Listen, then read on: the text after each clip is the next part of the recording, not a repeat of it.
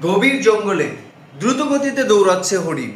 কারণটা স্বাভাবিক, কারণ শিকারী আসছে হরিণকে শিকার করতে। অস্বাভাবিক হলো তখন যখন হরিণ দেখলো শিয়ালও তার সাথে সাথে দ্রুত গতিতে দৌড়াচ্ছে। তখন হরিণ শিয়ালকে জিজ্ঞেস করলো, ভাই শিয়াল, তোমার মাথায় কি এতটুকু বুদ্ধি খেলেনি? তুমি এই জঙ্গলের সবচাইতে বুদ্ধিমান প্রাণী।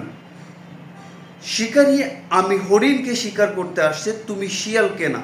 তখন শিয়াল এইভাবে উত্তর দিল, দেখো ভাই হরিণ, এখন এটা প্রুভ করার সময় নয় যে তুমি হরিণ এবং আমি শিয়াল। শিকারী তুমি হরিণকে শিকার করতে আসছে, আমি শিয়ালকে নয়।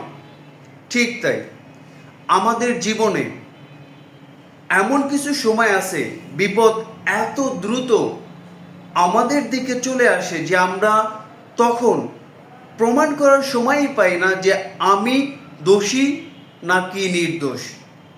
তাই কিছু কিছু বিষয় সময়ের উপরই ছেড়ে দেওয়া উচিত। সময় যেভাবে চলে আমাদেরও সেভাবে চলা উচিত। That's it.